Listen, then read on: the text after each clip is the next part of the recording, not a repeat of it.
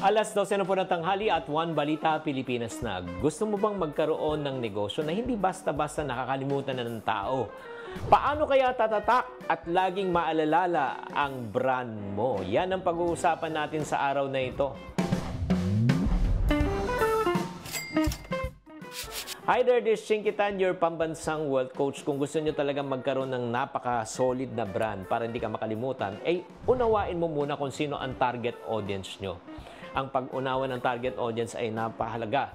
Kasi lalo na kung, like for example, paano mo ang kanilang problema, ano kanilang mga hinaing sa buhay, ano magandang solusyon na pwede nating i-offer, at syempre ano magandang produkto at serbisyo na pwede nating ibigay. Kasi pag naunawaan po natin ang mga problema, ay syempre naman mas tatangkilikin po tayo. That's number 1. Number 2, pangalawa, gumawa po tayo ng tinatawag nating solid na brand.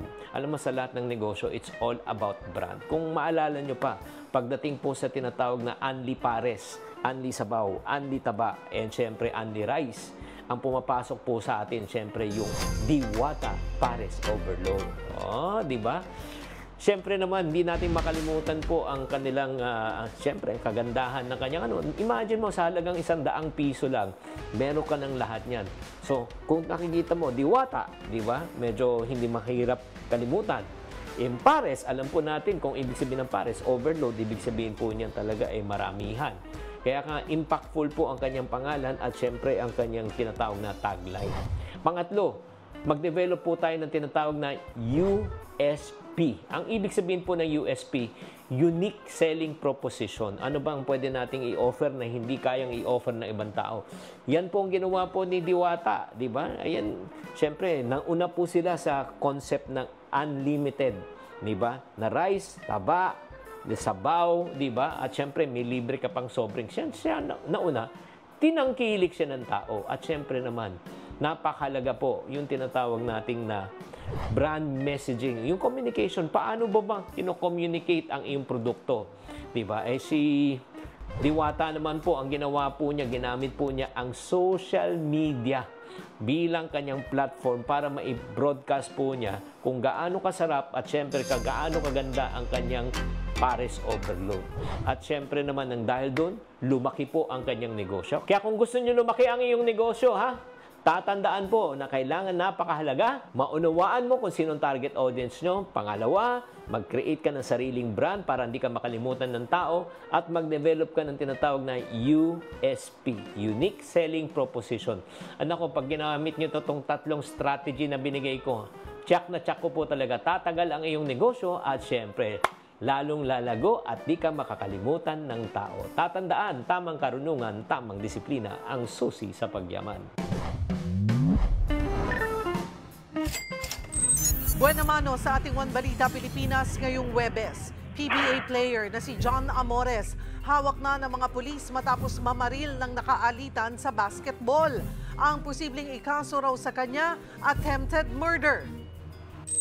Dating tauhan ng Bureau of Immigration na nabisong scammer na aresto sa opisina mismo ng DOJ.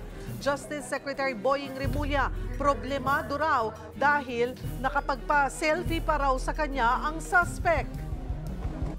Eh pag may nangyari, baka sabihin, ginaano ko. Kaya lang, hindi tayo pwedeng mag-turn away ng tao dahil kultura natin na maging mabait sa tao, sa kapwa natin Pangulong Bongbong Marcos, ipinakilala na mismo ang magiging mga pambato ng administrasyon sa 2025 senatorial elections. Ilan pang mga karakter sa inaabangang teleseryeng Ang Himala ni Nino, ipakikilala mismo dito sa ating programa Live. At kilalanin ang teams ng powerhouse drama seryeng Lavender Fields. Makakakwentuhan din natin live dito sa studio. Balitang mainit-init pa!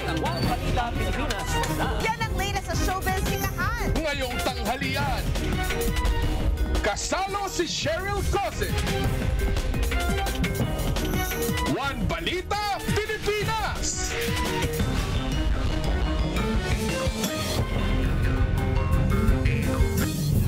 Magandang tanghali. tanghali, Luzon, Visayas at Mindanao. Sumuko na ang PBA player na si John Amores at kanyang kapatid matapos masangkot sa pamamaril sa Laguna. Ang ugat ng krimen, away sa basketball game. Magbabalita si Hannibal Talete. Nagkomprontahan ng ilang lalaki sa basketball court na ito sa Barangay Salak sa Lumban, Laguna nitong Miyerkules ng hapon. Isa sa kanila, ang PBA player na si John Amores. Matapos ang laro, umalis din ang mga player. Pero sa kuha ng CCTV sa may barangay may talang, kita ang ilang lalaki na tila nag-aabang sa gilid ng kalsada. Ilang saglit pa, dumating ang motorsiklo na sakay si Amores at kapatid niya. Bumaba ng motorsiklo si Amores na may bitbit na baril. Dito na niya pinaputukan ang lalaki. Napatakbo tuloy ang kaaway ni Amores. Sa investigasyon ng mga pulis, nag-ugat ang pamamaril sa away ng dalawang players sa court. Based sa ating investigation, ma'am, meron silang tawag na hindi napagkasunduan. Then nagsimula doon sa hindi pagkakasunduan and then nagkaroon ng hamunan na suntukan. Hanggang umabot sila sa barangay May Talang at doon sila nagpang-abot. Naghamunan uli ng another na suntukan. Then si John Amores ay may dala ng baril at pinaputukan na yung ating victim. And fortunately, wala pong tinamaan. Agad nagsagawa ng follow-up operation ang Lumban PNP. Di nagtagal, nakipag-ugnayan din sa pulis ang pamilya ni Amores para kusa na itong sumuko. Meron pong kumontak or tumawag sa ating hotline para po magsabi na susuko na nga daw po itong ating dalawang suspect sa ating shooting incident. So nagpakilala naman po siya na siya ay nakatatandang kapatid nitong dalawang suspect. Pasado 1:00 ng madaling araw kanina, nang magkasunod na dumating ang PBA player na si Amores at kapatid niya sa Lumban Police Station. Pero hindi na na-recover ang baril na ginamit sa pamamaril. Nag-voluntary surrender po siya dito sa ating station dahil nagkakaroon na nga rin daw po ng threat sa kanilang buhay, sa kanila pareho. So napag-isipan po nila at napag-desisyonan nila na dito na lang po sumuko sa police station. Hindi na nagbigay ng pahayag sa media ang magkapatid na Amores. Posibleng maharap sila sa reklamong attempted murder. Ako si Hannibal Talete para sa 1PH. Sa puntong ito, makakausap natin si Major Bob Luis Ordiz, ang Chief of Police ng Lumban, Laguna. Magandang tanghali po sa inyo, sir. Yes, ma'am. Magandang tanghali po. Na-inquest na ho ba si John Amores at ang kanyang kapatid? Ma'am, tinatapos lang po natin yung mga necessary documents. Pero within the day, ma'am, ma-inquest po natin. Nakapagbigay na rin ho ba sila ng kanilang panig kung bakit humantong dito nga sa shooting incident ang away?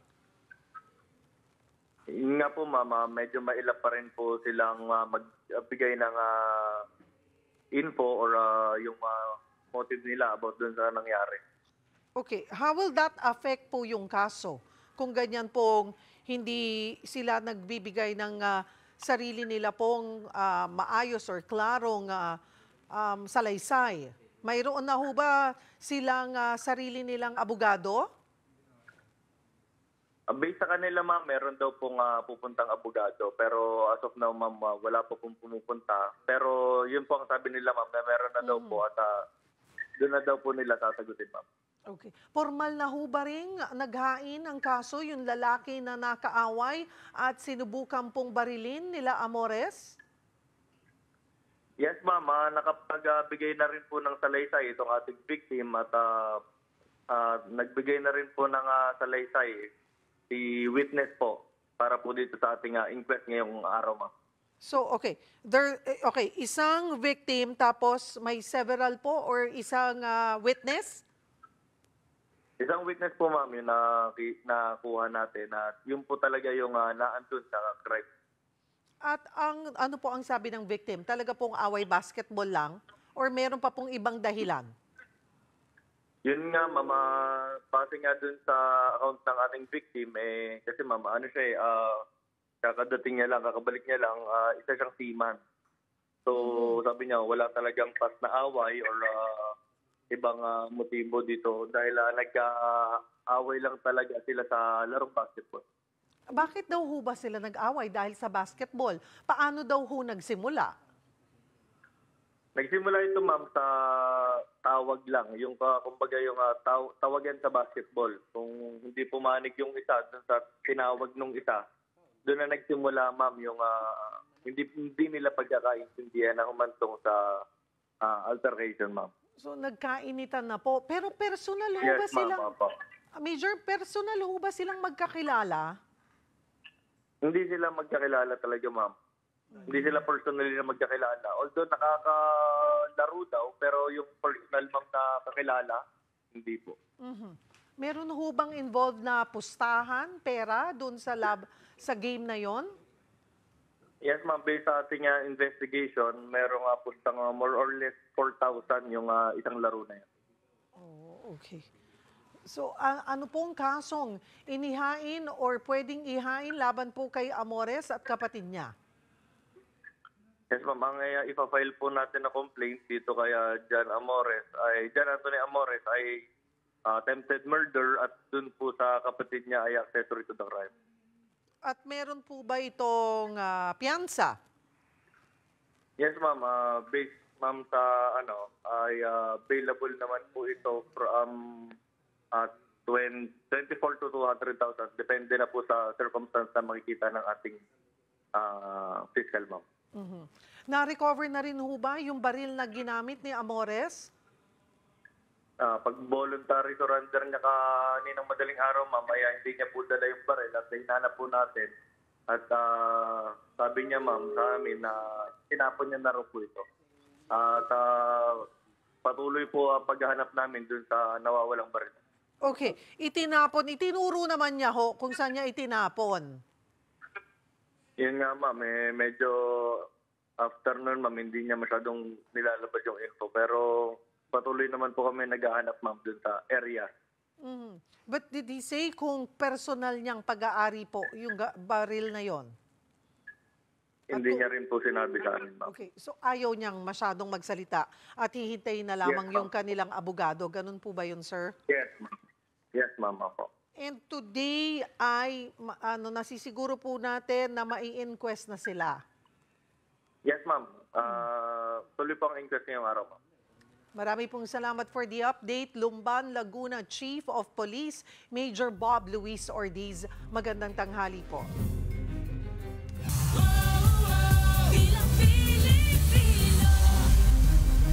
Sa Lunes na ang deadline ng registration para sa 2025 midterm elections. Kaya nagpaalala ang COMELEC sa mga gustong makaboto na magparehistro na para hindi makipagsabayan sa iba pang hahabol. Magbabalita, Simon Gualvez.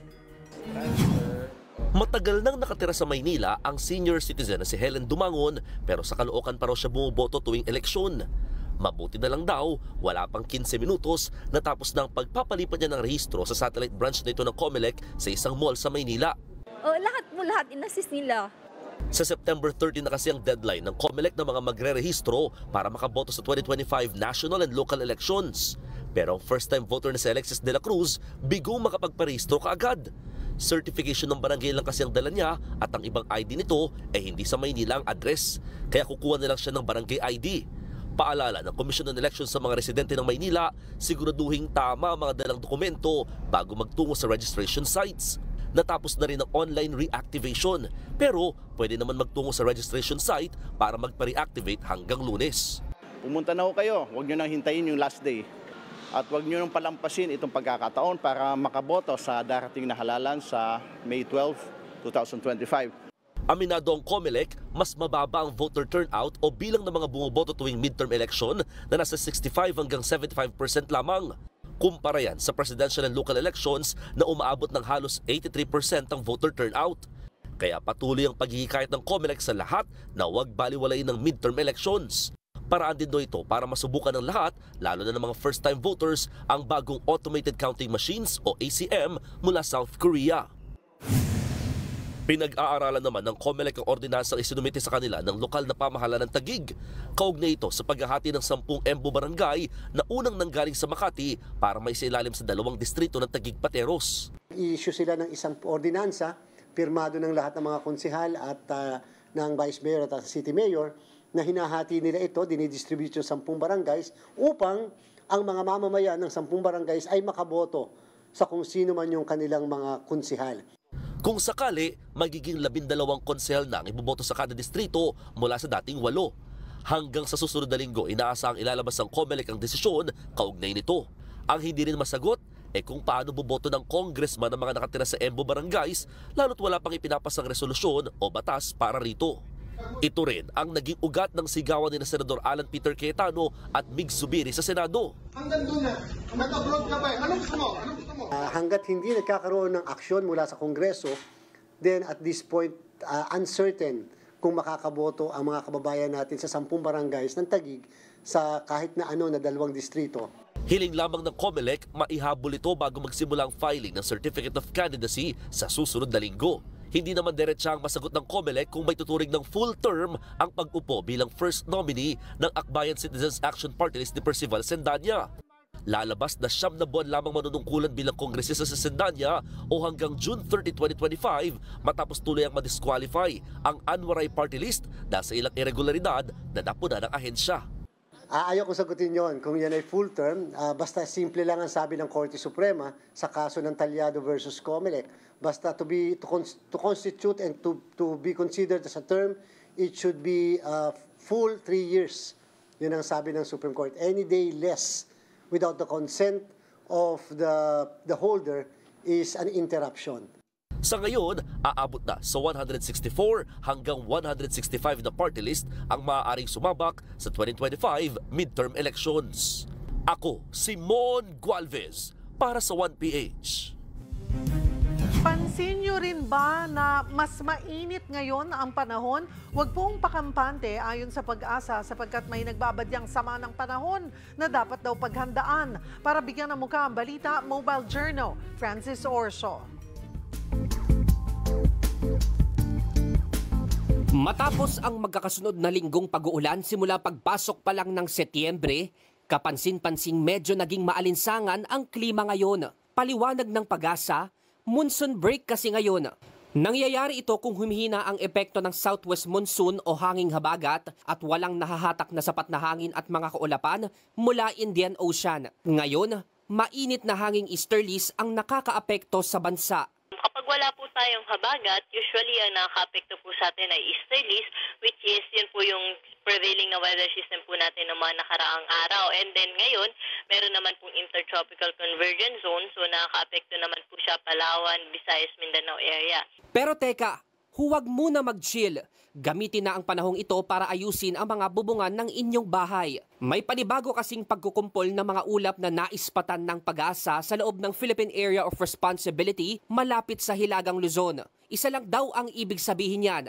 May tsansang magkaroon ng sama ng panahon at kung maging ganap na bagyo, hindi raw malabong muling hatakin ito ang habagat. Meron tayong minomonitor na isa pang masamang panahon or weather disturbance cloud clusters sa loob ng ating park. Possible low pressure area for today or tomorrow and over the weekend, posible itong maging bagyo at mananatili lamang po dito sa may northern Luzon sa may silangan po ng Batanes. Kung sakaling maging bagyo, papangalanan daw itong Julian, ang ika-10 bagyo sa bansa at pang-6 ngayong Setyembre. Una nang sinabi ng Pag-asa na anumang araw ngayon hanggang sa susunod na buwan ay posibleng magsimula na ang La Nina at sa pagpasok ng Oktubre, maghanda raw sa pagdating ng mga bagong bagyo. Based on our climatological analysis, ay posible po yung 2 hanggang 3 nga pong bagyo ngayong buwan po ng October.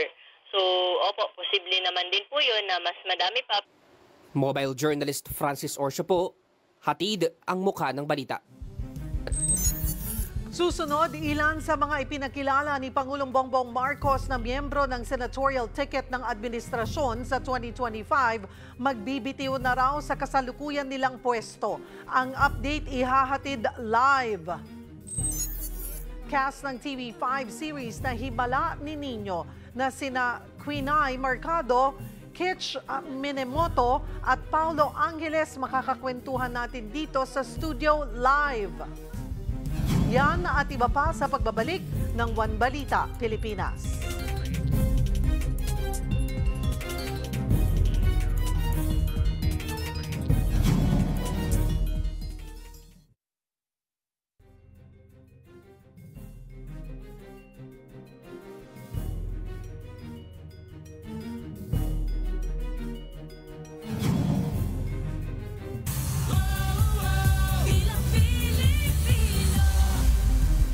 Ipinakilala na mismo ni Pangulong Bongbong Marcos ang 12 senatorial candidates ng administrasyon sa 2025 elections. Live na magbabalita mula sa Pasay, si Mobile Journal Julie Baiza. Julie? Cheryl, opisyal na nga itinaas ni Pangulong Bongbong Marcos ang kamay ng 12 kakandidatong senador sa ilalim ng alyansa para sa bagong Pilipinas ng administrasyon. Kabilang dyan, sina DILG Secretary Benher Abalos, Mayor Abby Binay, Senator Pia Cayetano, former Senator Ping Lacson, Senator Amy Marcos, former Senator Manny Pacquiao, Senator Bong Revilla, former Senate President Tito Soto, Senator Francis Tolentino, Senator Lito Lapid, Congressman Erwin Tulfo at Congresswoman Camille Villar. Cheryl, ayon sa Pangulo, ang alyansa raw na ito ang magbubuklod ng mga nagmamahal sa bayan. Hindi raw ito panahon ng pagkakawatak-watak. Ang hiling niya sa mga inendorso niyang kandidato, mapanatili daw yung katapatan at pagmamahal sa bansa. Yan daw yung pinakamahalagang quality nila, Cheryl. So ilan sa mga kandidato, Julie, dating nakalaban ni Pangulong Bongbong Marcos noong eleksyon, hindi ba naging usapin ito? Kanina natanong natin si Congressman Toby Chanco, natatayong campaign manager ng grupo. Ang sabi niya, pinili nila kung sino yung mga susuporta sa programa ni Pangulong Bongbong Marcos. Mahalaga raw na suportado nila yung legislative agenda at makakatuwang sila ng administrasyon. Hindi na raw mahalaga or tsak na isasantabi daw ng mga ito yung kanilang mga personal differences. Si Pangulong Bongbong Marcos naman, sinabi nga niya na tiwala siya sa lahat ng mga inendorso niya kasi subok naman daw yung mga naging serbisyo nila sa taong bayan kasi yung ilan nga sa kanila, si DILG Secretary nagsisilbi sa gabinete, mga nakaupo ngayon na senador at kongresista. Nabanggit ba kung personal na mangangampanya ang Pangulo para sa kanila? Cheryl, lang sabi kanina ni PCO Secretary Chavez, personal na pupunta si BBBM, magkakaroon sila ng schedule. Yung mga kandidato daw, from Monday to Wednesday, sari-sarili or kanya-kanya yung magiging lakad nila. Pero pagdating ng Thursday, Friday, bilang grupo, sana ini-encourage sila na as a group sila mangangampanya. Yung Thursday dyan, Cheryl, ilalaan daw ng Pangulo na at least makasuporta at mapuntahan yung mga magiging event nga nitong mga kandidato. Bukod sa kanila, Cheryl, pati daw yung mga local candidates natin, sana daw magkaroon din ng appearance yung mga susuportahang gobernador at saka yung susuportahang mga local officials ng Pangulo. Banggitin ko na rin kasi pagkatapos ng event, nagkaroon tayo ng pagkakataong makausap sina DILG Secretary Benher Abalos. Alam naman natin, of course, nakaupo ba siyang kalihim ngayon. Ang sabi niya, magre-resign na daw siya. Sa ngayon daw, nira-wrap up na lang niya yung ilan sa mga kailangan pang gawin sa DILG at saka yung mga pagto-turnover sa susunod na DILG Secretary. Hindi siya nagbanggit ng pangalan kung sino yung posibleng pumalit sa kanya, pero sabi niya, nakita na niya na may ilang names na lumulutang. Ilan ba sa mga nasa line-up yung may kasalukuyang pwesto na kailangang magbitiw? Una sa gabinete, si Secretary Benher Abalos pa lang naman, Cheryl, pero oo, kasi sa ngayon nakaupong congresswoman, itong si Congresswoman Camille Villar at si Congressman Erwin Tulfo. Re-electionist naman itong sina Senator Pia Cayetano, Senator Bong Revilla at si Senator Francis Tolentino. Alright. Maraming salamat, Mobile Journal, Julie Baiza. Kalaboso ang isang lalaking nagpapanggap na empleyado ng Bureau of Immigration para makapang-scam. Nakapolo pa siya ng may patch na ang ahensya at may bitbit na baril ng madakip. Napansin daw ng security ang kahina-hinalang kilos ng lalaking ito, kaya siya hinold. Sa paghahalughog sa kanyang records, napagalamang sangkot pala siya sa mga scam, kaya nasibak bilang contractual employee ng BI. Bago ito, nakipag-selfie pa umano ang lalaki kay Justice Secretary Boying Remulla. Kaya naghigpit pa ng seguridad ngayon sa DOJ. Problema natin sa bansa kasi itong selfie-selfie, ito yung nagiging weapon ng maraming tao ngayon. Pag may nangyari, baka sabihin, ginaano ko. Kaya lang, hindi tayo pwedeng mag-turn away ng tao dahil kultura natin na maging mabait sa tao, sa kapwa natin. Handa raw ang Bureau of Customs na magpatupad ng abandonment proceedings sa mga hindi pa rin marirelease na rice shipments mula sa Manila ports. Ito ay para madiskubre na nakatenga lang sa mga pier ang container ng imported rice. Patunay umano na nagagamit ang mga pier sa panghohoard ng bigas. Kaugnay niyan, magkakausap natin si Bureau of Customs Assistant Commissioner at Spokesperson, Attorney Vincent Philip Maronilla. Magandang tanghali po sa inyo, sir. Magandang tanghali, Cheryl, at magandang tanghali sa lahat ng nanonood at nakikinig sa programa mo. Attorney, ano po ba yung proseso para ma-clear ang shipment gaya nga po ng imported rice? Unang-una, dumadaan to sa pag-inspection ng Bureau of Customs kasama ang Bureau of Plant Industry ng Department of Agriculture pag dumating to dito sa Pilipinas. May kaukulang kasing sanitary, phytosanitary permit na kasama ang mga shipments na to. So once na-inspect po yan ng DA at saka ng examiner namin, pupunta po yan sa aming appraiser ng Bureau of Customs para po patawan ng tamang buwis. Once po ma-assess yan, magbabayad po ang importer online sa Bureau of Customs at i-release na po namin yan doon sa terminal operators o kaya doon sa port managers. Pagdating naman po doon sa port managers, meron po silang 30 araw para ilabas yung shipment na yan. Pag hindi po nila yan inilabas, within the 30-day period, kahit bayad na po ng duties and taxes yan, maaari po namin i-declare yan na abandon at maging property po ng ating gobyerno. Wait, gaano po katagal yung prosesong ito? Paano po nagkakaroon ng delay? Yung sa BOC pa lamang po? Sa BOC, Cheryl, matagal na siguro 3 araw para i-proseso to. Ang nangyayari kasi, ito, tulad nitong nangyari ngayon, tapos na sa amin, nandun na sa pwede ng pick-upin ng mga importers para ilagay sa mga bodega nila o i-deliver. Hindi nila pinipick up. Iniintay nilang o ginagamit nila yung 30-day period na pinapayagan ng batas para i-pull out to. So yun nga yung pakiusap din namin sa kanila, yung aming pakikipag-usap namin sa kanila. Yun ang sinasabi namin na kung meron na naman kayong bodega o may pupuntahan na o bayad na yan, huwag nang maghintay pa ng ilang araw. I-pull out na agad. Yun din po ang mensahe kahapon nung dumalaw si Speaker Martin Romualdez para tingnan po yung sitwasyon at hikayatin itong ating mga importers na huwag patagalin ng ganun. Kasi yun nga po, maaaring magkosto ng konting issue, especially pagdating dyan sa supply ng bigas. Total naman po, bayad na yan, ipo-pull out na lang, i-pull out na rin nila. Attorney Maronilla, doon po sa 888 na container vans, ang sinasabi, meron po dito umabot ng 275 days or 270 plus days or 160 plus days na nakatenga sa Philippine Ports Authority. Sabi niyo po kanina, pag lumagpas ng 30 days, ay considered as abandoned? Yes, ma'am. Ayun nga namang gusto rin namin i-coordinate with the Philippine Ports Authority, kung meron talaga mga lumampas dyan within the 30-day period. Kasi sa amin po, sa records namin, wala pa naman po, Hindi pa umaabot ng 30 araw. In fact, binabantayan nga po namin yan para po ma-abandon natin, para maturuan din ng leksyon ang ating mga importers na wag sagarin itong period na to, kung meron din naman silang paraan na para i-pull out yan. Doon po sa sinasabing lumampas doon, yun po yung kino-coordinate namin with PPA ngayon, para malaman kung talagang meron. Kasi kung talagang meron po, i-issue na kagad namin ng abandonment order yan para po either i-auction natin o ma-donate na lang namin sa mga kadiwa stores. Sino po ba ang ahensya na nagmo-monitor kung ang isang container po ay lagpas na ng 30 days? Dito po, Philippine Ports Authority. Pero meron din po kaming sarili naming monitoring. Kaya nga po gusto namin pagbanggain kung saan yung sinasabi ng Philippine Ports Authority po na lumampas ng mahigit sa 30 araw.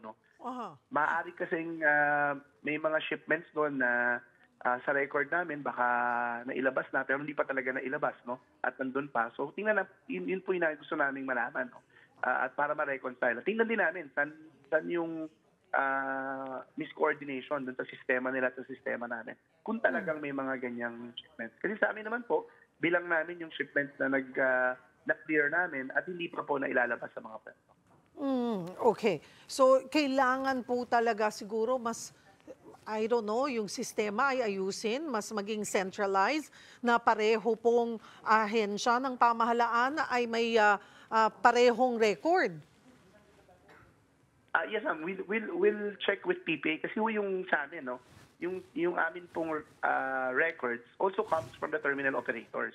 The same terminal operators po na accredited din naman po ng PPA. So, titingnan namin saan doon sa sistema na yon mali yung reporting sa amin nung terminal operators namin. But the terminal operators, we get the data from them at yun naman po yung record na aming binabantayan.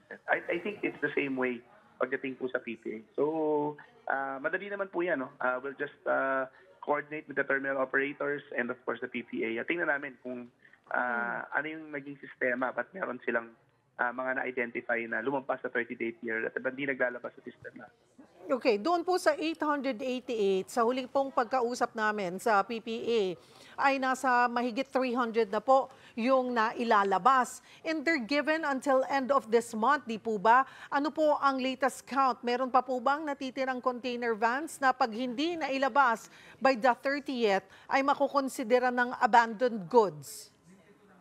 Meron pa naman po. Pero ang maganda po dyan, since this has been put in the forefront, at pagkatapos din po nung pagdalaw ng ating mabuting speaker kahapon sa Pantalan, bigla pong mas nagkaroon ng activity yung pull-out. Mas dumami yung pag-pull out na ng mga shipments. Right now, ma'am, we're monitoring yung pull-out and we'll update the public once we get the numbers. Pero ang report po sa amin, there has been an increase in the pull-out of already paid containers of their duties and taxes. Mapapag-usapan or pag-uusapan niyo ho ba rin ng PPA kung magtataas po ng fee? Kasi parang ang isa rin sa lumalabas ay mas mura na magbayad na lang ng fee at itenga sa PPA yung mga container vans na ito kesa mag-rent po sila ng warehouses. Ma'am, yan po nasa jurisdiction na po siguro ng PPA yan. Well, kung ano man po maitutulong ng Bureau of Customs, tutulong po kami. Yun na po, siguro po kailangan ng konsultasyon sa ating stakeholders, private sector representatives. Kasi yung iba naman po, hindi naman po nag-take advantage. And they might be adversely affected if there's a sudden increase in charges. Especially if hindi naman po sila nag-take advantage ng ganyang sistema. So, marami naman pong sigurong proposal on how to do it, on how to increase these charges and at the same time not affect yung iba nating mga private sector industries na nakikipag-transact po dito sa ating mga PM. Marami pong salamat. Attorney Vincent Philip Maronilla, Assistant Commissioner at tagapagsalita ng Bureau of Customs.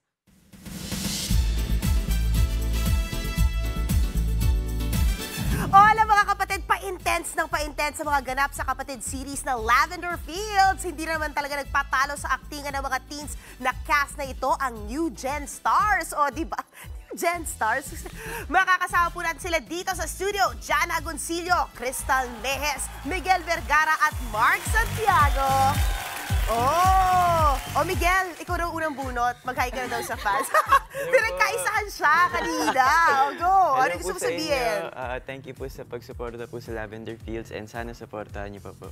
And speaking of that, di ba, talagang breaking the barrier of free TV and streaming. Talagang hitik na hitik at kumakapit ang mga viewers dito. Pero sa mga karakter nyo as teens, how do you feel na talagang pineg na kayo ng ating mga kapamilya, di ba, na new set of stars ng ABS? O, Jana, go! Well, we're very grateful. All of us feel that way. And we just want to give our best sa lahat ng opportunities na binibigay nila sa amin. Wow, Crystal, parang balita ko may mga project pa doon na nakalinya sa inyo, I can't say anything, but we're manifesting and we're hoping. But for sure, if dumating man po yun sa amin, we're gonna do our best and we're gonna give the audience, kung ano po yung deserve nila mapanood from us. Yeah. Oo. Si Mark parang nag-ready na rin na sagot. Anong sagot mo doon?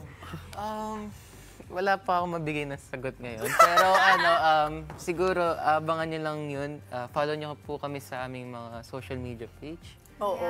Para makita yung updates. Pero nakakatuwa at humahanga ako sa inyo kasi kahit na talagang bonggang-bongga yung taping nyo, tama ba, MWF, sinasabay nyo ito sa pag-aaral. Oh, wow. How's that like in this day and age na you are new gen stars and you're still talagang focused on studies? Siyempre po priorities. Okay. You know, we love what we're doing. We're very passionate about it. But at the same time, we also want to finish our studies. And I think it all just boils down to time management. Ooh. So, we're homeschooled po kasi kaming Okay. lahat. So, medyo mas napadali po sa amin yun. Mas naging convenient siya. And we're very thankful for, our parents to be so supportive about it and yung school din. Okay. Sobrang important na support ng parents, kasi wild ang schedule ninyo. Dinadala nyo ba yung homework sa set? Sometimes ikaw!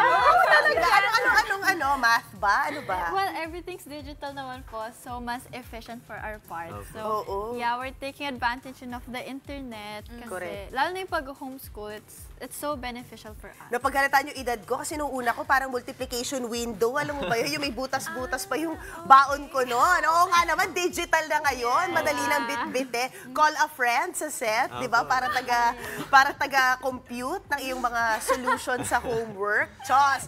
But anyway, ano aabangan namin sa mga characters nyo rito sa Lavender Fields in the coming weeks? Magtatagpo-tagpo po Oo, kami. magtatagpo-tagpo po kami. Bukas. Mapapanood niyo po yun. Bukas sa bukas din? Yeah, bukas po. Wow! So Sa parang school from po. there, may mga kaganapan na na. mangyayari na kailangan abangan talaga.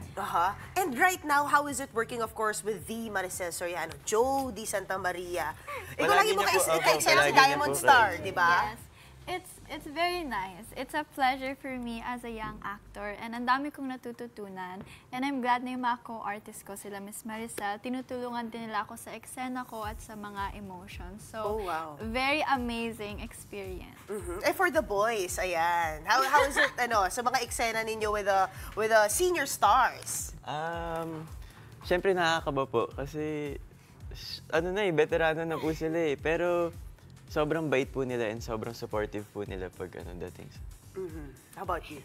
Napakasarap po sa feeling na makatrabaho yung mga veteranong aktor kasi ang dami po kami natututunan sa set. Ang dami nilang tips and talagang nakahasa yung pagiging artista namin dito. At dahil dyan, sinong favorite nyo? Hindi ko sasabihin. Sino favorite? Kaya isa, hindi, top na lang. Lahat po. Most fond of? Most fond of? Wala. Tinitingala, ganyan. Top of mind. Lahat. Magbigay ka naman ng isa. Dahil nakapan, di mo naman tatampo, promise. Well, lahat naman po. But iba-iba po kasi yung mga nakaka-eksena namin. So parang sila Kuya Echo, di pa namin sila naka-eksena. Okay. So it depends po siguro sa mga nakaka-work namin sa set. O sige na nga, ligtas ka na doon. Ayan na nga. O i-promote na natin ang Lavender Fields. Yes, mga kapatid, maraming salamat po sa mainit at napakaganda niyong pagtanggap sa Lavender Fields mula nung pilot hanggang ngayon. Simula pa lang ito at mas hindi mo bibitawan ang mga susunod na tagpo sa Powerhouse Drama of 2024. Abangan kung paano nga ba magkocross ang landas ng aming mga karakter. Abangan yan sa Lavender Fields, 8:45 PM gabi-gabi sa Todo Max Primetime 5. Wow! Congratulations, guys! And excited ako yung mag-cruise sa mga landas nyo. Eto naman, thank you for guesting! Eto mamaya sa Round 2 cast ng TV5 series naman po na Ang Himala ni Nino na sina Quinay Mercado, Kitch Minimoto at Paulo Aquiles. Sunod po nating makakakwentuhan, kaya abangan po yan!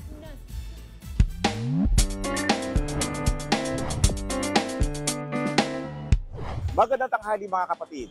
Maraming na-inspire na makapagtapos ng kolehiyo na magna cum laude ang content creator na si Yani Atesu sa UP Los Baños. Napagsasabay niya kasi ang paggawa ng content at ang kanyang academic requirements. Sa iyong munting paraan, paano ka makapagbibigay inspirasyon sa iba? Tara samahan niyo ako at magtatanong tayo dito. Sa akin, pagtulong rin po kasi kahit walang kapalit, nakakatulong pa rin tayo. Pag napula ng mga sunog, pag-rescue, kahit anong sakuna, basta kakayanin. Siguro pag tumutulong ka doon sa ibang tao katulad ng tinutulungan mo yung mga matatanda o itinatawid mo para makita nila o yung minsan pagbibigay ng pagkain sa ibang tao na nakikita mo sa kalsada. Siguro pag nakikita nila, siguro yun, makikita rin nila na ay pwede palang tumulong na gano'n. Masusubukan mo yung kabutihan mong nagawa nung pandemic na yung ayuda na natatanggap dahil na kahit papaano meron kami, binibigay na namin although nakatanggap siya pero alam namin kung ano yung sitwasyon ng buhay niya that time siguro. Ako ang inyong hani ng bayan, ang tunay at nag-iisang pantanggal umay sa pananghalian.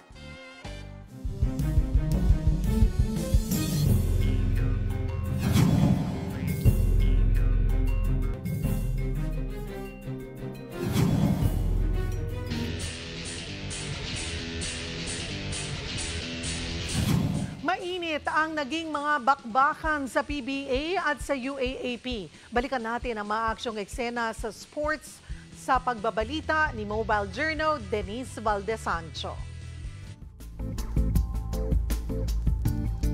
College o professional rivalry, basta ba basketball ang usapan, Gina G tayo yan.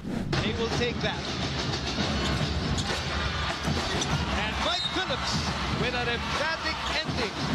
Mainit-init pa mula sa unang round ng elimination ng UAAP Season 87. Success kasing makabalik sa winning column ang De La Salle Green Archers after winning against the winless FEU Tamaraws yesterday at the Smart Araneta Coliseum.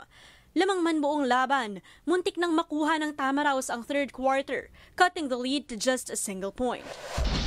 Masol looking at a 4-second shot clock from way out. Get it!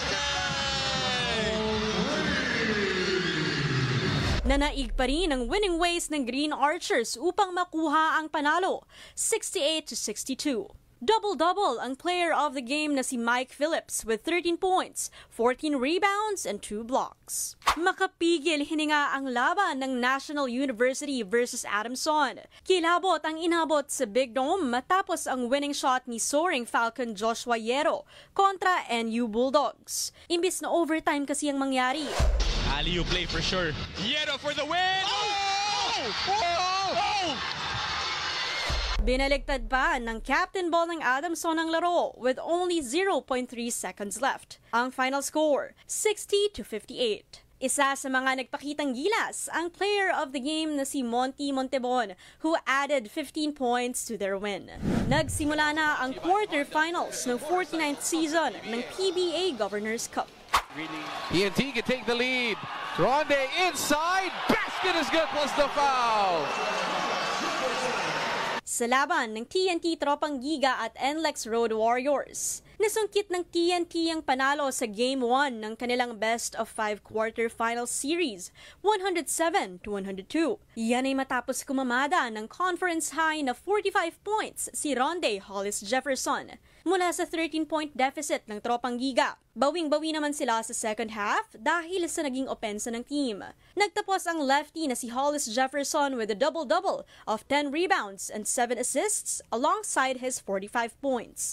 Umarangkada naman ang Rain or Shine Elasto Painters sa una nilang quarterfinal match kontra Magnolia Hotshots, 109-105. Nanguna riyan sina Aaron Fuller, who finished with 24 points and 20 rebounds, and Jonard Clarito, who chipped in 20 points and 5 rebounds. Patikim pa lang yan para sa quarterfinals ng PBA. Sunod na magtatapatan ang Meralco Bolts at Ginebra, maging ang laban ng San Miguel Beerman at Converge Fiverxers mamayang hapon sa Ninoy Aquino Stadium. Mobile Journal, Denise Valdesancho. Hatid ang mukha ng balita. Round 2 na po na showbiz. Kilalanin pa natin ang mga karakter na susuporta sa bida ng upcoming serye na Ang Himala ni Nino. Makakasama po natin dito sa studio, live the live, Kitch Minimoto at Paulo Angeles. Oh, guys, kamusta na? Okay naman. Oh, di ba? Parang dito hindi kami nakita. Nakita na kami kanina. Pero para sa inyong mga kapatid, ikikwento nila, anong aabangan namin sa mga karakter ninyo sa Ang Himala ni Nino? Ako po si Sir Nolly. Abangan nyo kung paano ako tutulong makabangon ulit si Sir Victor. And yeah, may konting kilig at kirot. Kirot? Kirot, kinukurot sa mga selosan. Love triangle. Love triangle po kasi. Oo. Ikaw naman? Ako naman po dito ay si B-Boy, ang pa-jack driver ng Bukang Liwayway na pwedeng utusan anytime, anywhere. Oh, wow. Maaasahan. Maaasahan. Mr. Maaasahan. Mr. Masipag din. At syempre magiging kasama rin sa proseso ni Nino along the way. At yun nga, gaya na sabi namin kanina, yung kay Queen Ay, tas magiging katiwala ni Lolo Mars. Wait lang, alam mo nung dinidescribe niyo yung mga role ninyo, parang mahirapan ako mamili kung sino sa inyo, kung love triangle kayo kay Queen Ay. Parang ang babait ng character niyo. Kami pa ba? Wow! Kami pa ba? Oo. How was it? Nagkaroon na ba kayo eksena ni Queen Ay? Kamusta rapport niyong tatlo? Did you have to go through workshops together? Wala po. Pero ang maganda po kasi kay Director, pinahayaan niya rin kaming i-explore yung character namin. So, binibigyan niya kami ng, tama ba, artistic freedom. Okay, sige, alam mo na yung character mo, alam mo na yung mangyayari sa eksena, alam mo saan pinanggalingan na eksena. So, gawin mo yung... At sinabi nga nila, ang Himala ni Nino ay isang breath of fresh air sa telebisyon dahil sa mga aral at Filipino values na talagang binibigay nito sa ating mga kapatid na manonood. Pero kayo guys, nung kakabasa nyo pa lang, parang 2 months into taping this, ano yung pinaka na-touch ka sa storya so far? Na values na pinapakita na show? Siguro yung katulad kay Victor no? Kung paano niya inayos ulit yung, nabigyan siya ng hope talaga. Kung paano siya bumangon at tinulungan nung kasama, parang kinukwento ko na. Pero yun, yung kasama sa community, siguro... Tungkol sa pagbangon. Sa pagbangon, yun. Importante. Na marami makaka-relate, dahil sa hirap ng mga pinagdadaanan natin nowadays, kailangan talaga natin ng glimmer of hope. Totoo yan. Diba? O, ikaw naman.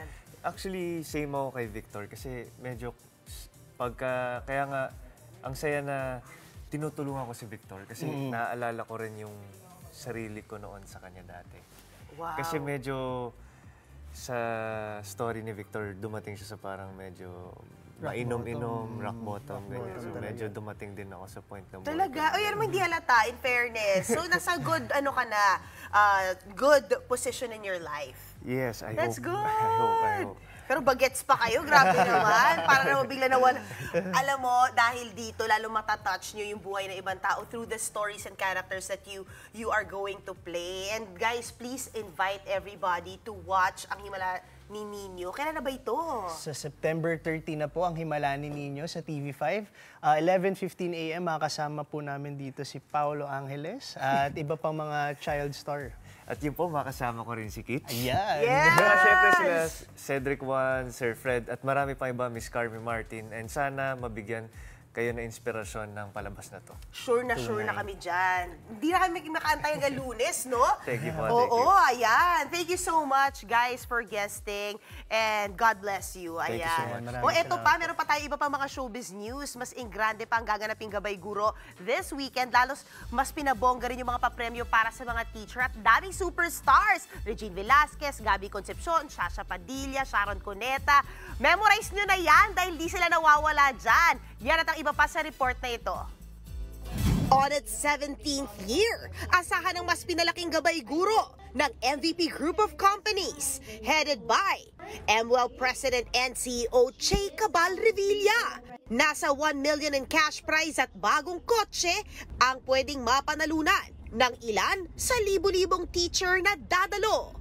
Maliit na bagay raw ito kumpara sa tulong ng mga guro sa mga estudyante. Magaganap ang Gabay Guro sa September 29 sa newly renovated Meralco Theater. Magkakaroon din ang Gabay Guro Health and Wellness Fest sa Inares Sports Arena sa October 6. Dapat healthy sila in all aspects, mind, physical, and everything else. So we really want to be able to complement what our teachers do because they're really key to national development. Dumalo naman sa special announcement sina Songbird Regine Velasquez Alcacid at Gabby Concepcion. Kabilang rin kasi sila sa grand gathering sa Linggo, kung saan makakasama rin sina megastar Sharon Cuneta, Martin Rivera, Pops Fernandez, Jed Madela, Jonah, Cool Ledesma, Shasha Padilla at marami pang iba. Like a shooting star. Talaga naman birit kung birit. Kahit pa nakaupo, ang vocal supreme na si Katrina Velarde. At ang song choice niya, panglalaki? Ito nga raw ang magiging atake at klase ng kanyang repertoire sa upcoming solo concert ni Katrina. Kakanta pa rin po ako ng mga ng originals ko. Hindi naman po mawawala yun. Pero yung most idea lang talaga ng concert is I'm singing men's songs, which excites me a lot. Nagbalik tanaw naman si Katrina sa kanyang talentadong Pinoy at X-Factor career noong early 2010s. Idagdag pa rin ang kanyang break noon sa kapatid show na Trenderas. Taking pride din si Katrina sa pagiging una sa social media trending scene bilang si Suklay Diva back in 2013. The most natural way ng pagva-viral kasi walang effort ba, to be honest, wala talaga akong effort nung time na yun kasi kumanta lang naman talaga ako and I just uploaded it. Tapos yun na siya. For the first time, nag-open up na rin si Katrina patungkol sa namayapa niyang music producer husband na si Mike Shapiro na pumanaw noong 2021. Mas nakatulong yung mag-isa lang din talaga ako that time. After that din, nagtrabaho din ako agad. Kumbaga, finace ko din yung, hindi face your fear, finace ko yung pain. Pero life goes on at makulay na ulit ang kanyang love life, all thanks to her non-showbiz partner. Sa October 11 ang solo concert ni Katrina sa New Frontier Theater. Yan ang latest sa showbiz. Balik sa'yo, Cheryl. Thank you, MJ. At yan po ang mga bumabanderang balita at public service sa inyong tunay na kasalo sa tanghali. Hanggang bukas, dito sa Balita ang magpapabusog sa inyong kaalaman. Ako po si Cheryl Cosim. Kami ang 1PH, teleserbisyo para sa Pilipino.